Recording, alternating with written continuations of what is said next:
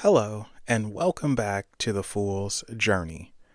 Where we last left off, the Fool had just seen the Emperor, and after misinterpreting some advice, the Fool goes off to find the cathedral.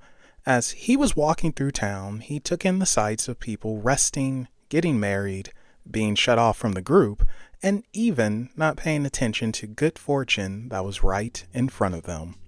Eventually, the Fool makes it to the cathedral and walks right on in. To the Fool's surprise, the cathedral is empty, apart from two people standing in front of a man sitting and speaking to them. The Fool takes a seat in a pew and can't help but overhear the conversation going on. The Fool notices that the way this man spoke was calm, peaceful, full of knowledge, and quite spiritual. This man speaking is none other than the Hierophant. The Hierophant can be seen as a mentor, teacher, and spiritual guide. In some decks, he's known as the Pope, but really he can be correlated with all the various religious beliefs because he's about knowledge and tradition, usually. When the Hierophant shows up in a reading, we're looking at a time for someone to gain knowledge and better understand tradition. Staying within the bounds and truly mastering what it is they're studying before moving on to the next.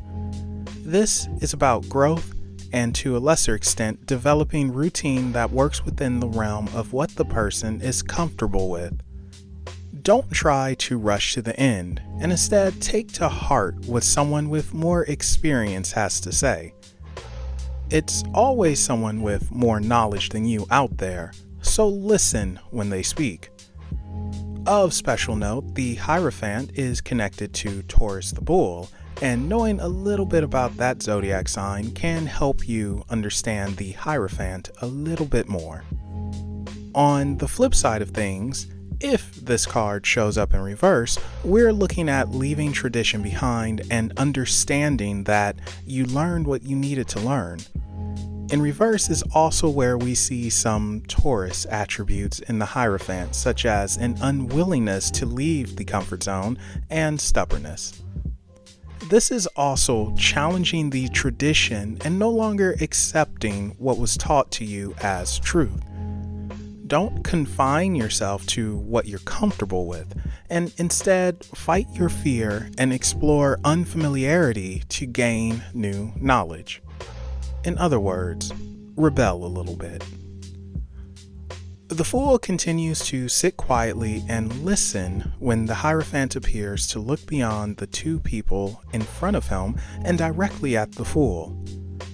There are many paths through life and no shortcut to happiness.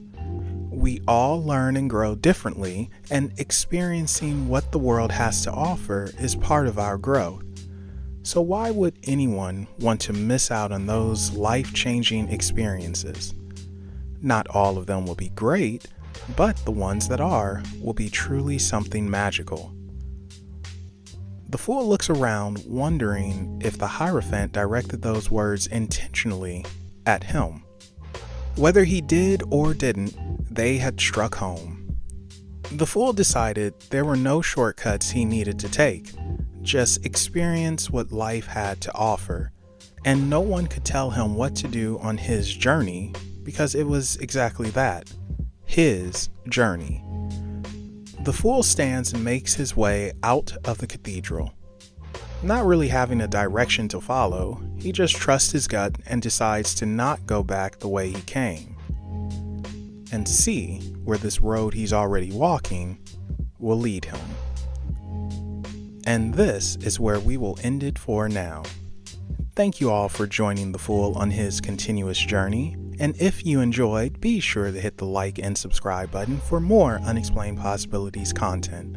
Also, be sure to follow us on social media. Those links can be found in the description below. With that said, I will be seeing you on the next leg of the Fool's Journey.